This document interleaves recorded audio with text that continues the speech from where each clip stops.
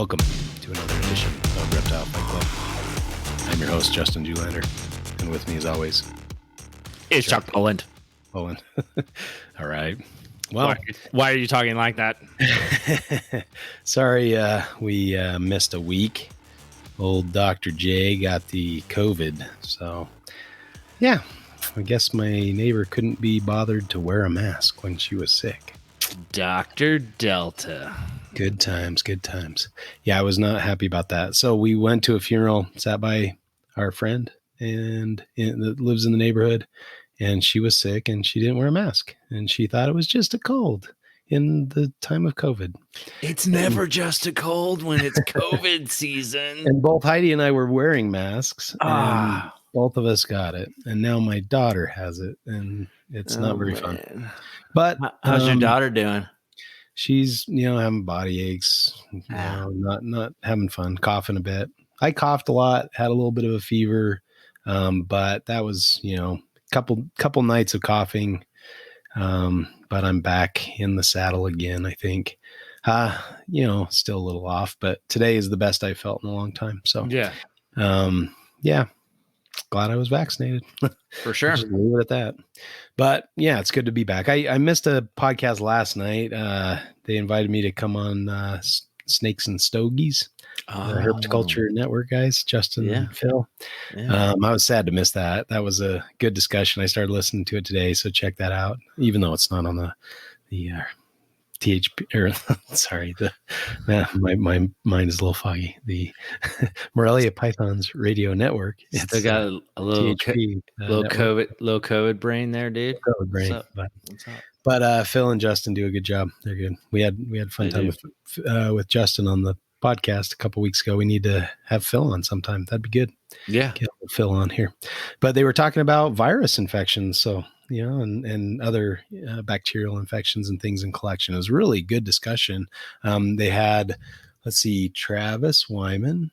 Mm-hmm. And, oh man, my COVID brain. Why did I start this when I don't have the answer to Zach Loafman and why am I drawing a blank? I am terrible. Stephen Tillis.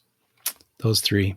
Nice. Discussing different, testing and things in your collections. And that would have been good to be on, but those guys handled it fine. There were, three guys and two hosts. It's, that's plenty of mind power. And they didn't need you.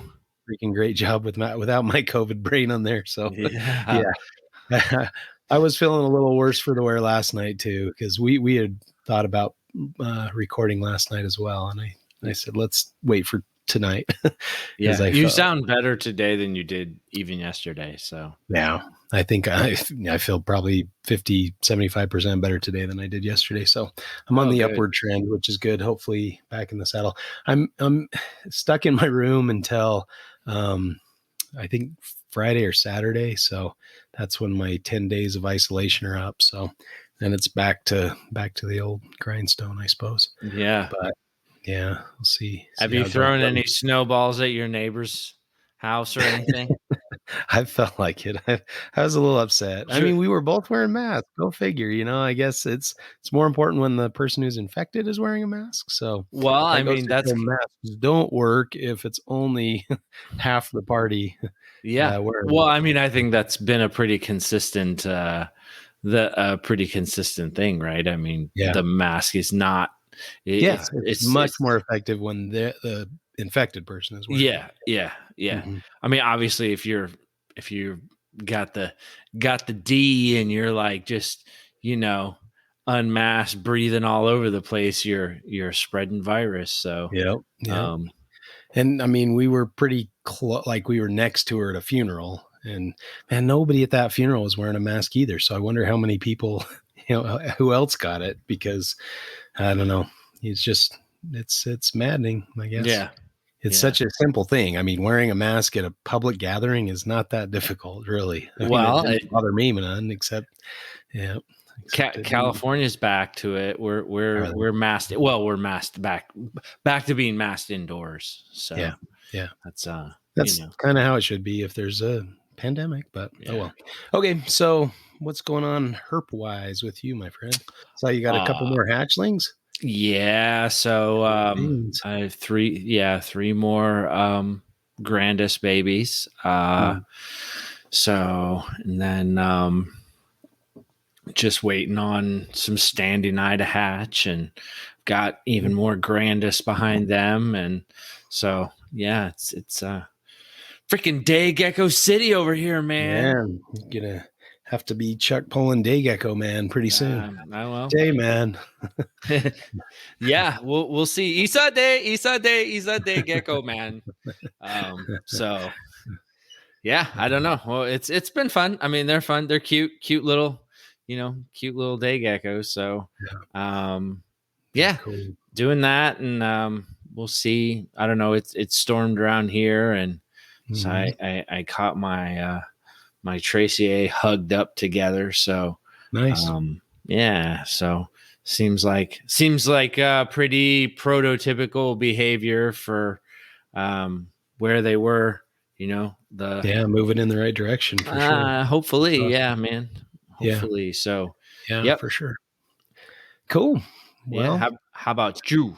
Yeah, not. I mean, a little bit of action going on. I've thrown a few more pairs together, so I'm going with the traditional route for the inlands. I'm going to try to wait until the spring and throw them together, but yeah. So we'll see what happens.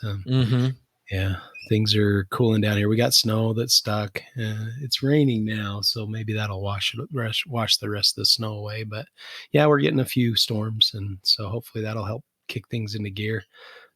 Really looking for the carpets to breed this year after they took last year off, and then the blackheads. That'd make me very happy if I hit those two groups. Get the Aspidites and the Morelia to go. Oh yeah, that's cool. We'll see.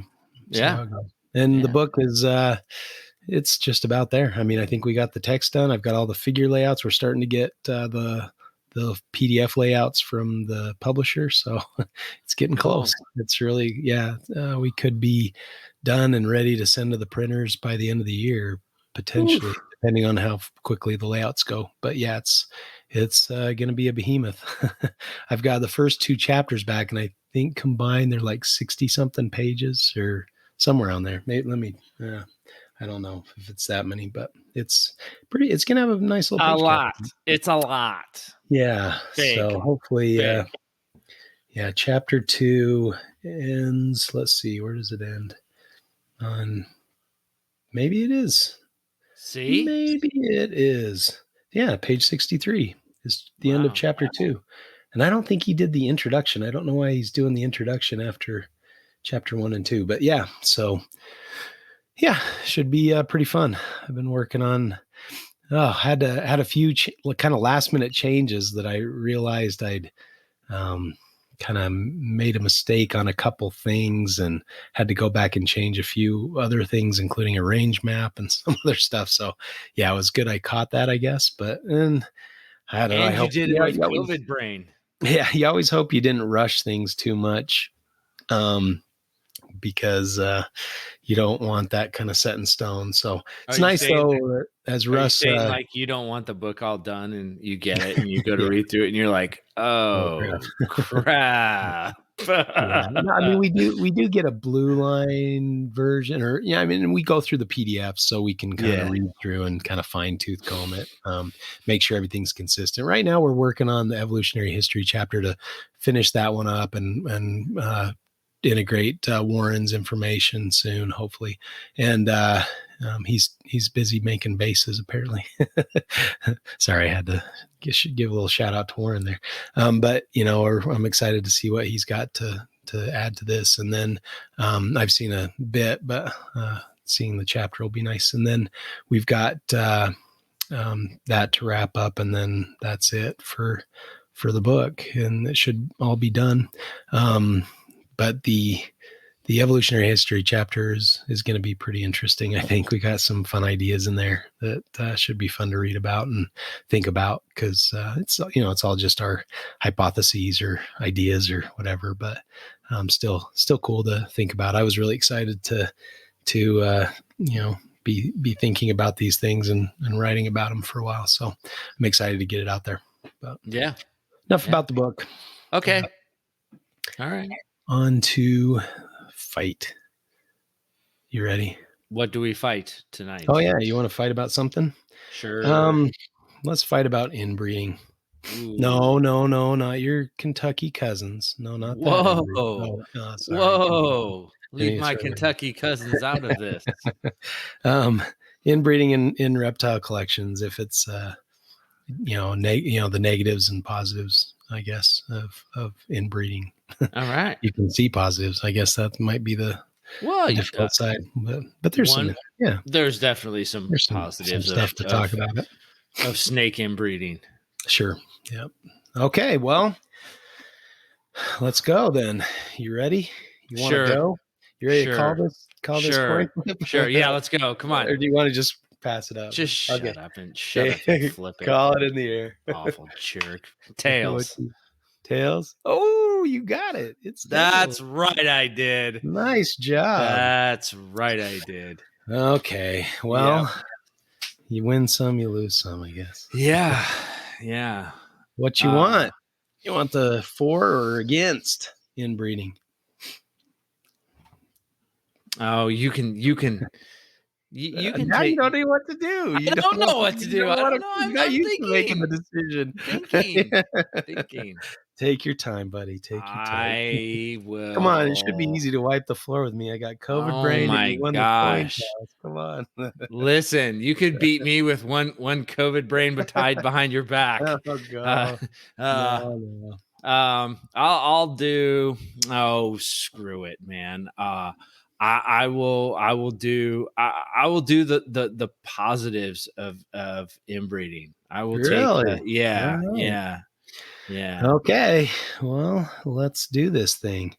You gonna go first or no? Defer? You're going first. You're gonna do the chuck and defer. Yes. Of course. Yes. The chuck strategy. Yes. Okay. Well, obviously there's a lot of documented issues revolving around inbreeding, and most breeding projects are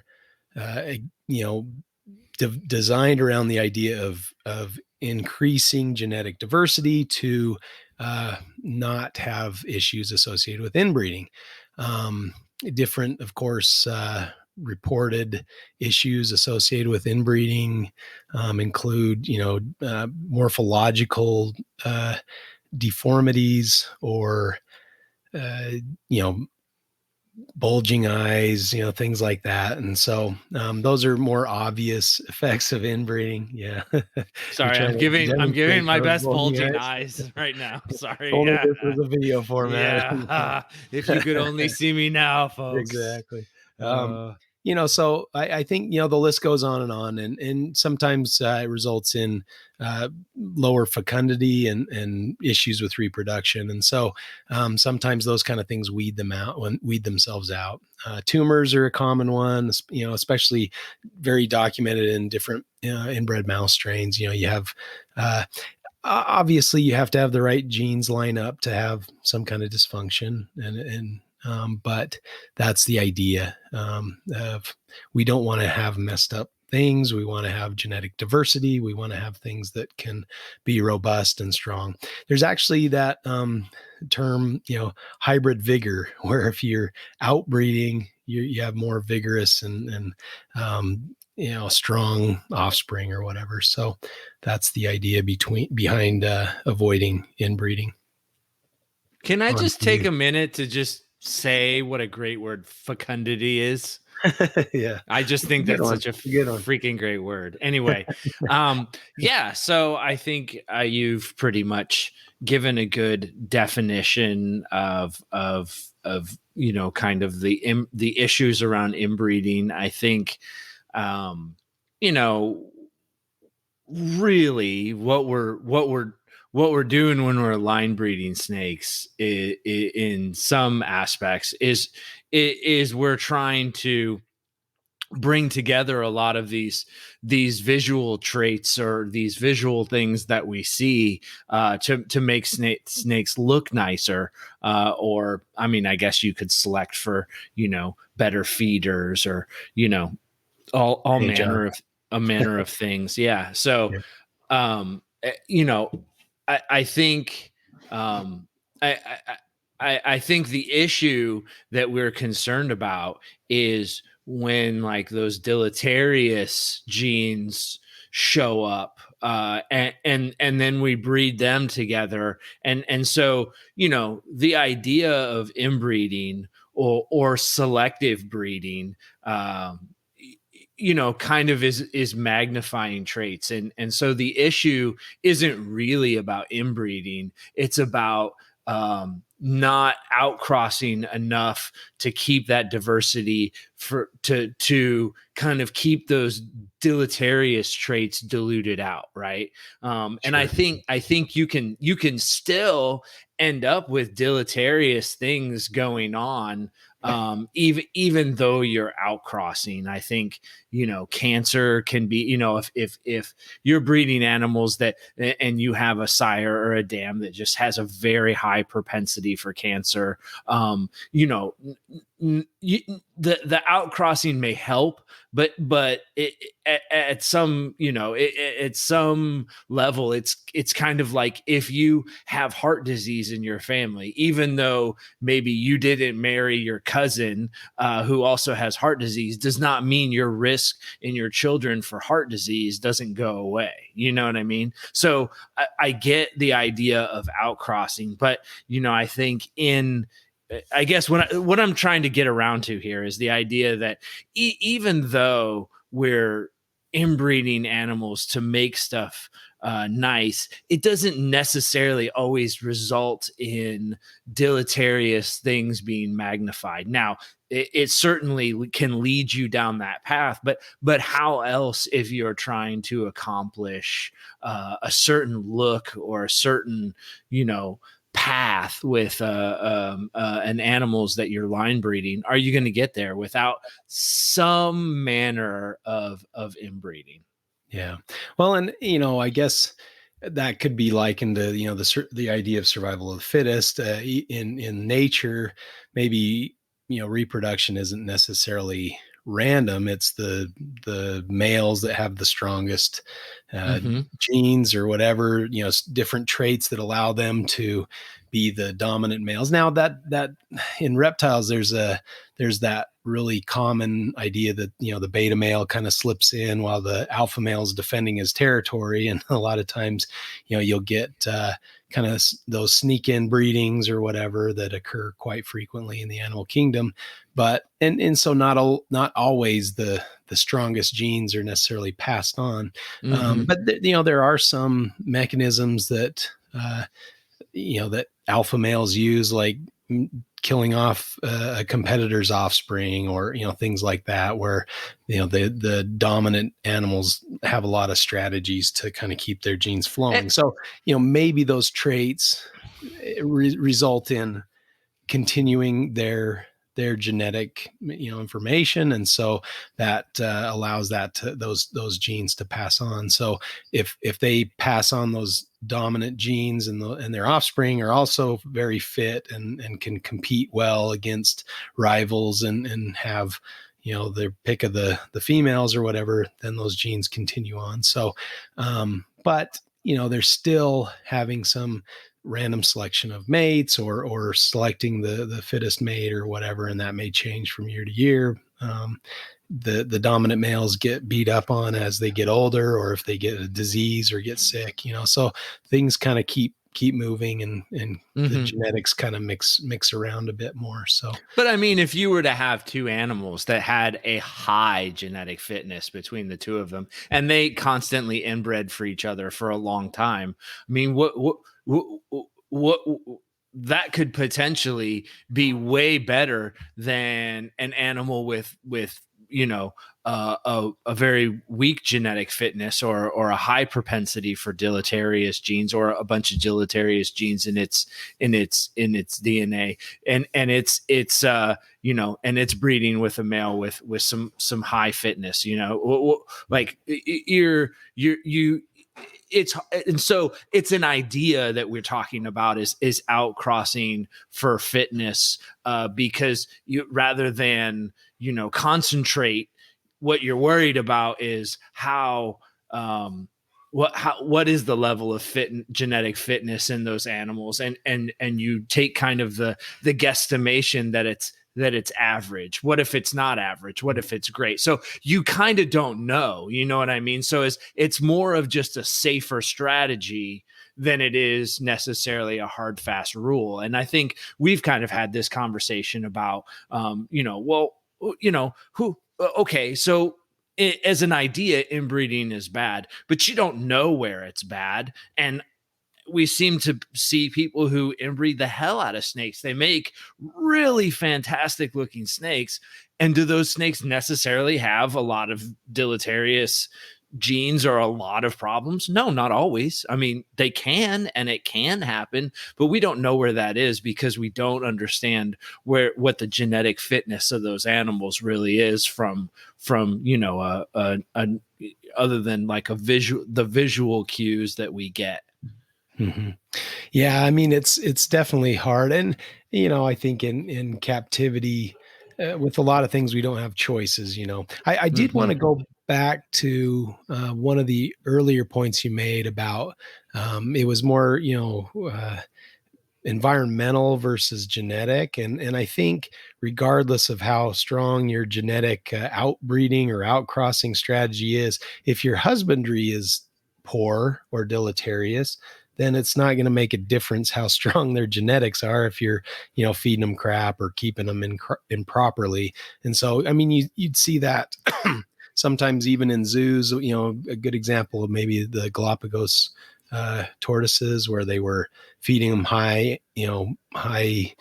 protein or high fruit or high vegetable diets, where they were used to eating dry grass for a lot of the years, and then they're giving them too much nutrients and their shells grew too quickly and were deformed and things. So even though they had, fine genetics, their husbandry was off in such a way that resulted in deleterious effects. And I mean, that's a long-lived animal, and they still have, there were still some animals at the San Diego Zoo that had shell problems, or I think even one had wheels attached to it. I can't remember if that was the San Diego Zoo, but anyway, from those early attempts back before they figured out proper nutrition for Galapagos tortoises. So even if you have deleterious genes in the mix, or no deleterious genes in the mix, if you're keeping your animals improperly, those environmental pressures are just as important in my mind as genetic factors. So, ensuring a good genetic diversity, you need to also include suitable husbandry. So, wheel me out, Brett. Wheel me out. The ideas though of that, I think you're right. We can't see the genetics, and it's very costly, at least at this time, to try to get some genetic profile. You have to have some understanding of the genes at work, and maybe some of the genetic, and we just don't have that information. Yeah, for reptiles, I think right? it requires a database that we just don't have. Even for humans, comparative database. We have some of that kind of stuff for humans, and you can get a genetic test on a developing child within the womb, and know if it has certain deleterious genes that you need to prepare for. When the baby's coming or whatnot. And that took a lot of comparative analysis, I think, to say, oh, well, whenever we see this, malformation or disease or whatever, we always see this gene present. And I don't think when they say these things that's an absolute, and it probably took a good decade of work to figure out what that gene mutation was or whatever. Well, it was like that idea of like the BRCA. I don't remember the BRCA something gene that is associated with breast cancer. That just didn't come out of, one study or Yeah. something that somebody noticed. That took a long time to get to, and forget it. I mean, just forget it in reptiles, because it's never gonna. It's truly a needle in a haystack situation, and the haystack is a giant haystack. Giant haystack. Yeah, and there's one needle in the middle. It's really difficult, and I think so not having those tools or whatever, I think the easy way about it is to have that genetic diversity and to have a diverse pool in your breeding groups if possible.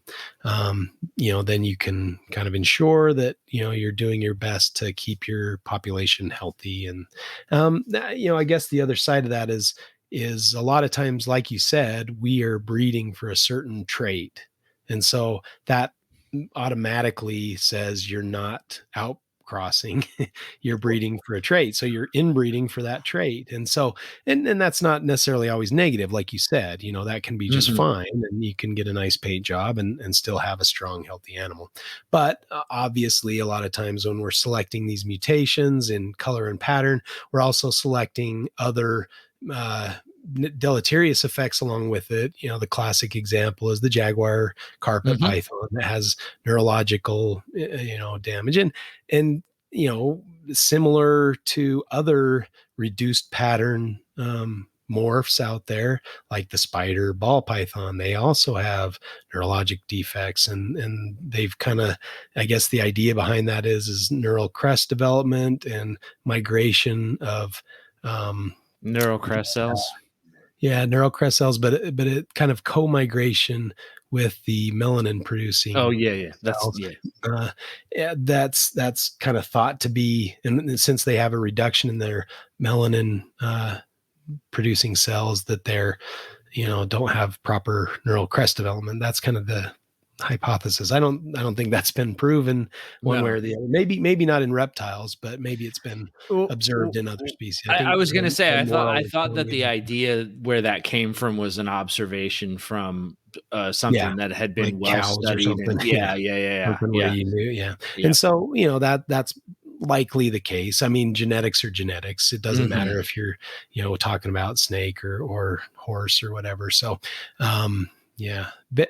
Ben was always a good resource in regards to genetics. He's a bright guy. He's still a good resource. He still is. Yeah. Okay. But he doesn't live just making down sure the road anymore. Right. I got you. But anyway, the idea of being able to identify or screen for deleterious genes is just not a capability we have. We have very, very little genetic information on reptiles, period. True, genetic information, rather than knowing that something's a recessive trait or whatnot, and it is kind of that interesting idea too, that if you want to think about it in action, is like people have kind of said, like, carpet mutations, when you start to put together multiple carpet mutations, things can kind of fall apart a little bit on you with the animals. And I think that's just a perfect example of how the culmination of deleterious mutations, because I mean, we take mutations as like a positive thing, but it's not really always a very positive thing. Usually that positive visual something that we like comes along with some negative issues that we don't like. And when you put those all together, no shit, stuff turns out a lot suckier and has a lot more problems. So I think that's probably a good way to think about it. Like, look at how many mutations you have to start to put together, and it doesn't necessarily work this way whole shot, but putting multiple mutations which probably have multiple deleterious issues going on there together results in animals that have less oh my gosh, I can't say it now. Say it for me, Justin. Fecundity. Thank you. I couldn't get to the C. I couldn't. So I think if that's the way you want to think about it, or if that helps people think about it, the idea that inbreeding is just like, oh my God, don't do it. You know, you do it all the time. And that's a lot of what line breeding is. So I think that, you know, as a general rule, yes, outcrossing is good. But again, there's issues around outcrossing you know, for carpets, outcrossing's tough because we have a limited amount. You know, if we were all in Australia and you could get wild caught stuff that works towards the direction you're going, wow, wouldn't that be easier, right? But it's not. We're stuck with kind of what we have. So what we outcross to is you know, what's available to us, and that definitely probably maybe working against a direction that we're going. Certainly, striped jungles is a good example that comes to mind. It's hard to get a striped jungle project together because you're eventually outcrossing something striped jungle leads to less striping. So it's a tug of war, I think. And so I guess where I'm going with that is that, you know, sometimes in the tug of war, if you want something your way, you got to tug it into the inbred side of the house and you know, and maybe see how it goes. I mean, I guess, you know, the issue. I mean, do you think the issue gets worse? Like if you push inbreeding into maybe just before an inbreeding depression, or you're starting to see some of the negative effects of line breeding something, you think just outcrossing it pushes it back at all, so that you can shore that back up, like things get better?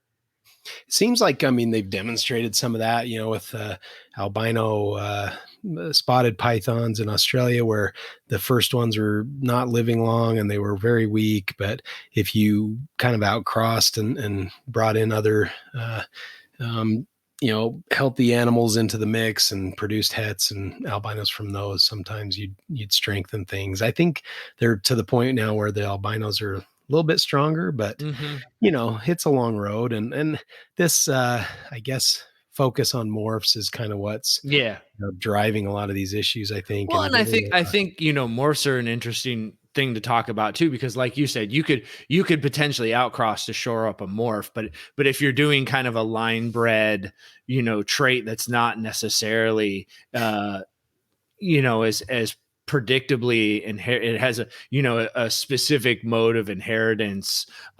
You're when you're outcrossing, you're generally, unless you're working with an animal that has similar, you know, tiger to tiger type thing, you're going to be working against yourself for that kind of a you know. Possibly, yeah. I mean, it's hard because I don't think we have a great handle on what, you know, how many generations before you start seeing problems, and what constitutes a problem to abandon a certain, you know, thing. I guess some things like we talked about with the jaguar gene, you're not going to outcross that, you know. No, that's not going anywhere. It comes with the gene. And so you know, and potentially like an albino, you know, they'll have sensitivity to sunlight and things like that. And if it's a lizard, I mean, a snake, okay, but a lizard, you know, that's out having to bask or something, that could be problematic. And so I think that's why a lot of times those albino lizards that are, you know, baskers may have a lot of issues. And so, you know, I guess it depends on, again, if it's not necessarily a deleterious gene, and you're just trying to produce animals with a certain phenotype that's associated with the gene, say albino. I mean, most albinos are okay. They're not just gonna keel over and die because they're albinos. But most of the time they're just deselected in nature because they're easy to pick predatory. Off. Exactly. But some lines, like, you know, the albino maculosa, maybe it is a weak gene and you have to shore it up with other genes, or maybe the original albino had other mutations that went along with the albino that weren't really obvious, or, you know, not everything has a phenotype. And so or like a visual phenotype, like a pattern or color change. You can absolutely have deleterious traits that go along with a mutation, and because you're breeding, you know, for the mutation, you just continue those traits along, and you know, as you kind of neck down that road, I will.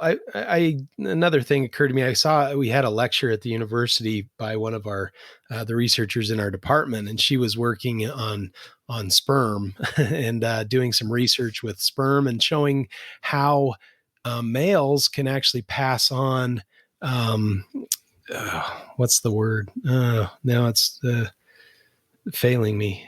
I started down a path. I don't know. You said it, man. You said it. You had a point. The non-genetically passed on information where you have changes in like methylation in the DNA. Like your epigenetic? Epigenetic. Oh, yeah. Thank you. Epigenetic. Good thing you had me here. Exactly. Thank you. Thanks for you could have let me suffer, man. You could have. I wouldn't do that. Final blow there. You've already suffered enough this week. They demonstrated that that the sperm can contain epigenetic information. Sure. So the father can pass on epigenetic traits, like I think there was it's called the thrifty gene, and they documented this like after World War II, where is that like where you just shop at Goodwill and you're like you're it's actually the genes actually cause you to metabolize your energy a lot more thriftily, and so you gain weight very quickly, and you put it on fat because you're used to hard time. The genetic information that came from your parents was used to hard times, and it's not a genetic trait; it's an epigenetic trait, and it's in the way the DNA is packaged. And so in the past, like probably 3 years, my thrifty gene activated. Yeah. I think it's I'm trying to be funny. Apparent at birth, but you know. So anyway, no, it wasn't apparent at birth. I was a slim kid all the way up until like my so mid-40s. It's probably not the thrifty gene. It's probably your warranty ran out. Yeah. We're not going to say that Chuck is degrading. My telomeres are unwinding, folks. Yeah, it's we going have down. about a 35, 40 year warranty on our bodies, and then it just all goes to crap. Right? Anyway, they've demonstrated that if men work out excessively, they can actually pass on epigenetic information that tells their offspring to to gain that thrifty gene or to metabolize their food differently. And so, it's really fascinating. But anyway, it goes back to kind of how animals are cared for, so you can pass on things that are not genetic, not in the base coding, but rather in the methylation of the DNA, or certain genes are tagged to be replicated more frequently by in the offspring. And so that's kind of what you wind up with. I can see a joke developing. What you got for me? No, I was just gonna say, shout out, ladies, to all those lazy men out there. I'm gonna give you skinny kids. You better better select your mate properly. You want them to work out, but not too much. Put the meatheads away. Put the meatheads away. What's fascinating too is some of these things can actually take effect on the germ cells of the offspring as well. Mm-hmm. So like as they're developing their germ cells, so you can not only impact your offspring, but your grandchildren as well based on the type, the epigenetic signals you can send out. And so they did a study with mice where they fed the mice cocaine, and I guess cocaine doesn't taste good with mice. So mice don't like it that much, but they showed that, they did, I think they even did the male had no contact with the offspring. He just sired the offspring.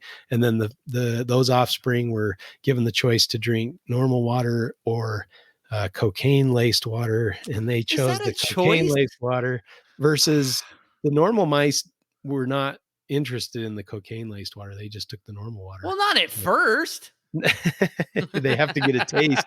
The first taste is free, and then that lab worker had some good customers from that on. I don't know what the mice paid in, but fucking cokehead mice. Damn, bro. But they demonstrated that the propensity could be passed on. So even through the sperm, through an epigenetic thing, because there was no cocaine gene, whatever you want to call it, in the male. I mean, he developed that and developed a pattern of taking that, and then over time pass that information on through an epigenetic mechanism. So interesting, that and this is probably more a point for you that, you can worry about inbreeding all you want, but if you're not keeping your animals properly, or exposing them to things that aren't really that great, or shooting for genes that aren't really that strong, you're probably not going to do so great in, your overall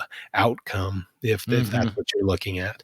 I mean, if you want to make a quick buck with a new morph or something, you're probably okay. But in the long term, that's, and I think we see that in our, inbreeding, not necessarily with deleterious genes, but just in the fact that we've reduced, in a lot of ways, the phenotypes that we have in herpetoculture. Like, if there's it's really hard to find a jungle that's not bright yellow and black. You can't find like a wild type normal jungle anymore. They don't exist in herpetoculture in the US for the most part. I mean, there have been some that have been imported from Europe, some locality specific, Palmerstons or Tully, but for the most part, those are very few and far between and hard to find. And most people don't really want to focus on that because they don't sell, there's no money in them. And so I think a lot of the deleterious genes, if you will, that have crept in through inbreeding are the morph craze, or chasing after the morph. And I think, to your point, like if it's all bright yellow and black jungles, right, and that's what we're selecting for, eventually you're gonna end up with deleterious traits in there. If that's what you're always selecting for, deleterious traits will end up in some black and yellow jungles. And if that's what's getting bred, and the ability to outcross to keep them black and yellow, is less and less, it's almost like a genetic bottlenecking in the end. And you're gonna end up with those negative traits. Am I wrong? I don't know. Am I wrong? Are you arguing for me, or are you arguing for you? I'm arguing for the sake of arguing. Inbreeding is bad. That's what we do here. Okay, all right. Well, it just feels like you're taking my thunder. This is my side. Oh, I'm saying that keep your goddamn thunder then. Bad. Yeah, I was asking you a question, and all you needed to say was yes. Well, and you would have had your point. Again, if you're, talking about inbreeding and deleterious genes, the deleterious genes have to come from somewhere. They have to be like, if they came along with the bright yellow, some deleterious gene was associated with the bright yellow, then selecting for that yellow and black and yellow, bright yellow, is going to result in more deleterious genes in offspring, and you're going to have more of that negative effect in the offspring. But just if that's not present, in concept, just the fact of chasing that isn't necessarily going to result in that. I guess my point with the morph craze thing is, as you add genes on genes on genes, you're combining all those genes, and some of them have deleterious effects that come along with them, like the jag. You got the neural thing. So now you have a super zebra caramel, jag hypo or whatever, and it's going to have a couple different weakened whatever gene. Your granite gene is a little weak and things like that. There's these different traits that kind of go along with that. And gene on gene on gene, pretty soon you're going to have pretty sketchy outcomes. You might have some that are okay and make it, and they can sire more of those gene on gene on genes, but you might have effects over time with that. And that's, in my mind. And then you also have a hard time finding the wild types or the single gene animals. Those don't exist anymore because they don't make enough money. So nobody's going to breed a single gene when they can breed the triple or quadruple or quintuple gene. Ooh, and so word. I think I made it up. You did. And I liked it. You keep focusing or exacerbating that issue and making kind of a worse outcome in the long run, but you're also getting rid of the diversity. Everything starts to look the same after a certain amount of time. I mean, the ball python, there's so many different mutations that it's hard. Everything wants to be the ball python morph market now because, that's so crazy. And I guess, there's quite a few different, carpet genetic mutants and different genes and phenotypes or whatever. I mean, as working on the book, the morph section is absolutely huge now, and Nick's got 3 different sections, and well over 100 pictures, or maybe even several hundred pictures. But I mean, let's say carpets were all just one species. Would you think we'd even be having the same conversation? Like, because I mean, all ball pythons are just one species. So all the mutations that sit underneath ball pythons are all just, ball pythons. And most of them are but some of them, right. Yeah. But I guess what I'm saying is, like, you said, look at ball pythons. And I mean, I guess I don't take a difference in ball pythons, because you certainly have. You certainly in carpets and hundreds in balls. Right. So, but you still see some mutations that, are just fine, and you get no outwardly deleterious issues with them. Whereas certain ball python mutations are, wonkadoo. And in the same way that the jag is, like, it's not always bad, but it's bad a lot of the time, Yeah. And it's usually present if the animal's stressed, even in one that hasn't shown it its whole life, you get it stressed out enough, it might start showing it. Or so do you in your mind kind of take it differently? Like for me, when I think of inbreeding, I think of it more of it in a line breeding kind of sense. Where you're not taking inheritable mutations necessarily, but that you're kind of breeding for certain looks or certain things. Like, I guess like when I think about it, and I understand what you're saying. I just like for the jag, for example, like, we understand that's a mode of inheritance, and if you put lots of morphs together, it gets not as we tend to see more issues. If you put multiple ball pythons together that have a mutation that has issues, you get more kind of issues. But when we're talking about line breeding, you may not necessarily have those. And actually, you probably do have those genes that have mutations in them. They're just not visual. You don't see the result of that, right? So I guess maybe I'm answering my own question and saying that maybe no, maybe it's not any different, but it's just different because of our eyes, or because we're seeing it with a predictable mode of inheritance. But I guess how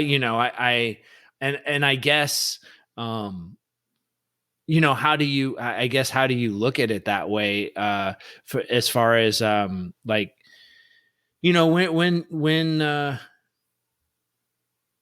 when do it's oh man, this is not good? Like, obviously, some like would you say that if you had a clutch and you just had a hard time feeding them, getting to feed, that's a result of potential inbreeding, or are they just pygmy pythons or Antaresia, right? Like, I mean, it depends. Obviously, you can select for those traits that may not be deleterious traits, but they might not be necessarily a wild type trait, like a hognose snake eating a mouse. We get them right out of the egg and they want to eat a mouse. Whereas, you catch a wild one and get their offspring, they're going to want toads, and they're probably going to die because they hold out for toads, or you have to send the food with toad for a while. So you got to kind of take it in context. And I mean, obviously we select, whether consciously or subconsciously, for like different traits, like maybe a calmer animal. You're not going to necessarily keep the biggest, craziest, bitiest snake you have to breed just because you feel like he's the strongest or dominant, male. I say nay. I like the bitey ones. Yep. So, and so we do a lot of the selection for things, and most people don't have, 20 of the same species, all normal wild type animals. We typically focus on certain projects, or just have a pair or two of a species, and try to produce some. Now, with pythons especially, and that's kind of, we talk a lot about pythons because that's kind of what we're interested in, but maybe this is different with other reptiles. I wonder with like tortoises too. I mean, most of these things are, if you keep them properly and they live a happy long life, they're going to be producing for a good 20 years, so if you're producing from the same animals for 20 years, you're not inbreeding anything. Right. That's one pair for 20 years. Yeah. And so by the time you're done producing from that pair, you're on to generation 2. Mm-hmm. Okay. So, how many generations does it take to see those deleterious effects? So I guess from that view, it's a herpetoculture thing. We kind of need to be thinking about the future or whatnot. So maybe that's why it's good to kind of keep lineage or figure out what you've got. So when you do come time to, somebody's starting a new project, they can select individuals that may be not closely related or something. And then they can, select animals that are as distant as possible genetically. And then that kind of carries that genetic strength on, or that outbreeding or outcrossing on to the future. Whereas if everybody's just after a gene or a mutation or a phenotype, then that kind of all goes out the window because, you need the blue line or you need the albino gene or whatever. So then you just chase that, and that's your selection process. So I think, there needs to, there can be both. That can both exist, but somebody needs to be looking out for kind of that long term. And that's where I definitely, that's a good point. Stud books and things like that come in, and you can be smart about how you inbreed animals to reduce your potential for running into an inbreeding depression or issues. I think in science, we've got how many lines of inbred mice that have been bred over hundreds of generations. Yeah. Well, they're good because they're inbred, right? Yeah, they're inbred basically for genetically identical. Now, that comes with some costs and consequences as well, because if you're trying to model a viral disease in these mouse strains, which we do, right? We have different mouse models for different viral infections, and this is kind of my day job area. We will use one of these inbred mouse strains often, and so, but do they represent a diverse and outcrossed human population? No. Right. So you kind of have to take it with a grain of salt, and the findings don't necessarily always translate to efficacy in people if you're testing antivirals in mouse models like I am. But what you're trying to see is the way, you get to see the way a potential drug behaves in a mouse model. And maybe you don't have the genetically most ideal and fit example that you're testing it on, but you're testing it on a uniform example to get a uniform result, right? So it's means to the end. It's what you're trying to do.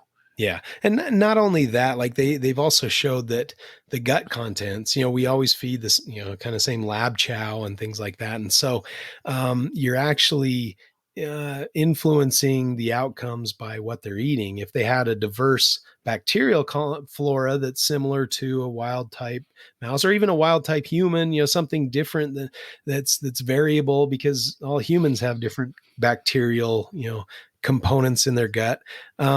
That can make a huge difference on how a drug is metabolized or how they respond to a virus infection and things like that. So there's a lot of other factors that go into these things. And that's kind of why I made a comment like, you can have the most genetically pure offspring you can get. You have 30 different genetic backgrounds, and you're outcrossing and shifting and, having this great model of who you're breeding to. But if you're not giving them access to sunlight or to the, different important environmental factors that they require, who cares how genetically pure they are if they're going to grow their shells all wonky because you're feeding them too rich a diet, or they're overweight, or they're, this or that or the other. Well, and to your point, I mean, we talked about epigenetics, and I think it was a PBS special, the Ghost in the Genes. For anybody who's interested in epigenetics, look up Ghost in the Genes, and it's a whole very fascinating thing I think KPBS did on epigenetics in humans, but it absolutely demonstrates what we're talking about here. But anyway, I mean, you can cause an animal's epigenetics to change its offspring's propensity for things. So let's say you were a heavy feeder, but you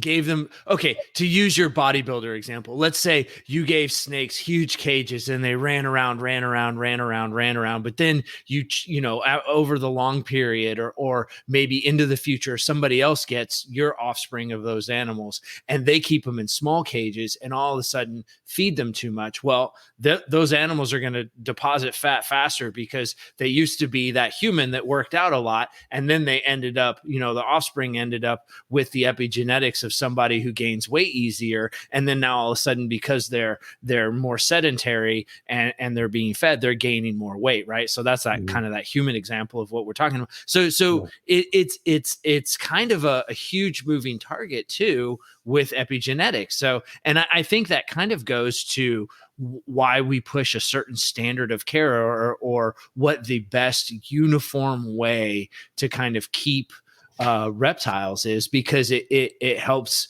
keep a steady state constant with of care, and how and like in experimental factors, trying to reduce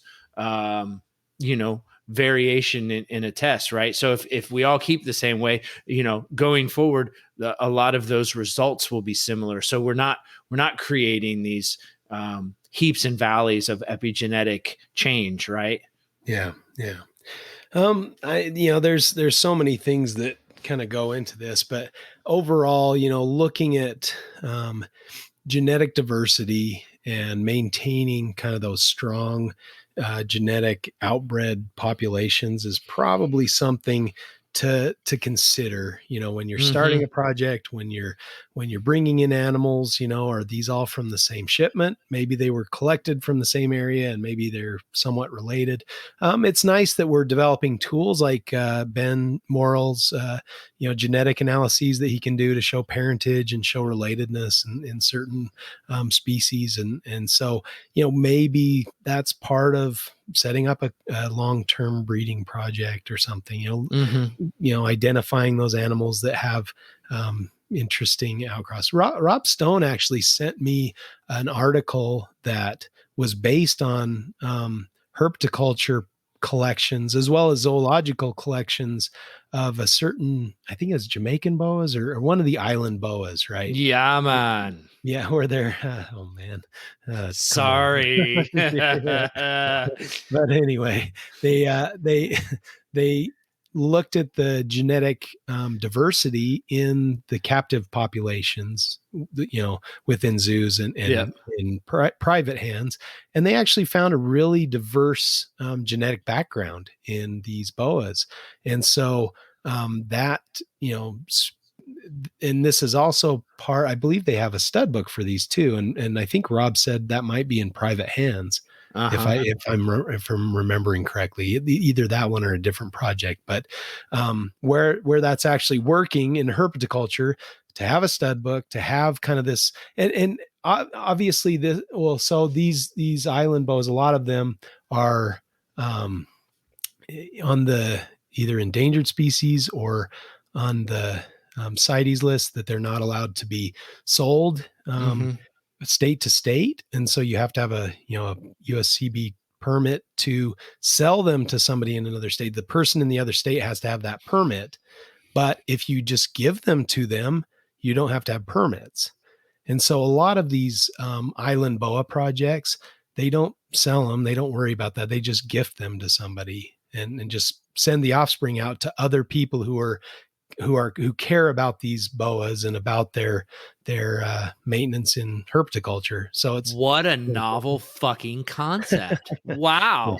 Yeah, Selfless, you don't have to make reptile money on keepers. every Holy project. shit. Oh my God. What a concept. I know it's very foreign to a lot of reptile keepers these days, but it's kind of a cool thing. And, and it's nice to have certain projects, and it shows in these data sets that show they're genetically diverse, they're maintained well. There's different things that go into this. And so, they're selecting the people they give them to. They're not just taking the first guy that has, $1,000 or whatever so they're selecting the people that they're sending them to. So it's really kind of a cool program. And then the people within the group know each other and know, okay, you have stuff from me, maybe get stuff from this guy, so they kind of keep that outcrossing alive. And so these populations that would be a really awesome way, like exactly what Ben's doing. You know what I mean? Like exactly. A cool model for how a long-term project. They don't care about morphs necessarily. They don't care about phenotype necessarily. They just care about the species, and we need more of that in herpetoculture. That's my idea, or my argument, is that these days we need more of that outcrossing care for the species rather than the morph and the dollar that the morph brings. And I would say, anybody listener out there, consider that when you're getting at least have one project where you're not making any money, where you're doing it for the love of the animal, just because it's a cool or interesting animal, not because you can make a buck off it. And it really increases the enjoyment of the project, I think. Mm-hmm. And I think that's what a lot of the stuff that Rob keeps are those kind of projects where he can't sell them, he can't make money off them, and he just enjoys them for what they are, and enjoys, working with like-minded individuals and passing off offspring to other people that want in on those kind of projects. So that would be kind of my closing statement. Look at these things when you're considering a project. What a jerk. What an amazing closing statement. I've got nothing. I am just sitting here complaining that I am empty-handed. Oh, come on. You got something, don't you? We've got something. Yeah. So, wow. No, I mean, can't argue with that closing statement. I think I will say that, people, potentially overblow inbreeding. I think that the idea that if you put two animals who are related to each other together, that you're going to get inbreeding depression. And I think, I don't think that's necessarily the case. I think a lot of times people inbreed quite a bit and don't even think about it that way. They buy related offspring. They buy stuff that's super great looking and without really questioning how it got that way. And so you never know how far down the road you are. And I think look, outcrossing is always good, but as long as you keep it in mind and you pay attention, if you start to have issues, then yeah, you need to take a look at that. And not all issues that you have are inbreeding related. Sometimes things just come up, and it's I guess maybe it's all genetic. Really, it's all anything negative or positive is all genetically related in some way, but it may not necessarily just be because you're inbreeding two animals together, or epigenetically. Or epigenetic. Well said. So, I think I just would encourage people to, don't let the idea of inbreeding and marrying your cousin or whatever mess up your idea of what you're trying to accomplish in snake breeding. I think a lot of the greatest stuff that we have and the prime examples of awesomeness came out of inbreeding. So not as good as yours, but that's my best shot. Hey, when I can summon the words of Bob Rock, that's makes it easy. Yeah. It gives me a really powerful argument. Yeah, man. Yeah. Anytime old Rob Stone's on my side. Anyway, good discussion, man. Good discussion. Fun stuff. Yeah, not bad. Yeah. Not bad. Oh, I was listening to Morelia Python's radio. They had Frank. Here we go. Here we go. Yeah, you did it. Good job. Thanks for going easy on my COVID enfeebled brain. But Ah. Frank Colachico was on there talking about. I haven't listened to that yet, so it's really cool. He's good. A cool guy. I got to hear his talk in ARBC Chicago, the Tinley Park.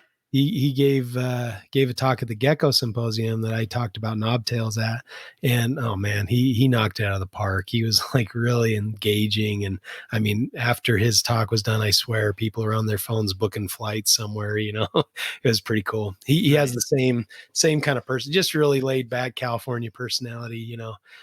Swears like a sailor. So if you're this guy sounds awesome, I gotta get on right up your alley, man. Yeah, man.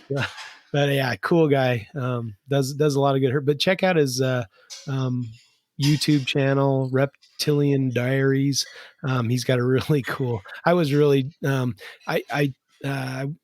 pretty good friends with Hussam Istanbuli, who's one of his herping compadres, and went on this trip to Western Australia with him. And Hussam was texting me pictures and stuff on their trip, and I'm like, dang it, you found that? That's so awesome. Yes, they were finding some really good stuff. I was only really jealous, I think, by the Centralian blue tongue skink that was in the waterfall in Carragini. I'm like, come on, you got to be kidding me. You found that. So, that was the only thing that really made me they found a friggin' sweet Woma at Shark Bay and a few other rarities on the trip, but check out his channel. It's pretty sweet. All right. There you go. All right. We'll let Justin cough his COVID death out real quick here. There he goes. He's back now. But yeah, that was a good episode. I enjoyed listening to that. Kind of got me fired up again. Get freaking Australia open again.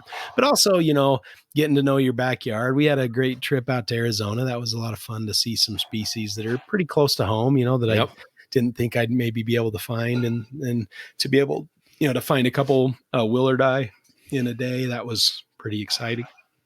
Pretty fun stuff. So there's a lot of stuff in our backyard that that's a lot less expensive than a plane ticket to Australia. Maybe not as cool, but yeah, yeah. I mean, it's a little more expensive, but really, in the grand scheme of things, especially if you're breeding, and he makes this point in the podcast, if you're breeding expensive animals, sell one. That's probably all it'll take to get you over there. It's really not that expensive, especially if you do it smart, or camp out or stay in Airbnbs, things like that. It's pretty, I took me and my 3 oldest kids went over to Australia and spent 2 weeks over there. And I think it was only $5-6 grand total, for 4 people. That's not bad. Did you guys rough it? Did you guys? We tented most of the time. We stayed in a hotel like 2 or 3 nights, I think, of the trip, but, and one was just happened to rain that night. So that was kind of nice. We got out of the rain and stayed in a hotel room. But I know you have the frugal gene, so I do. Yes.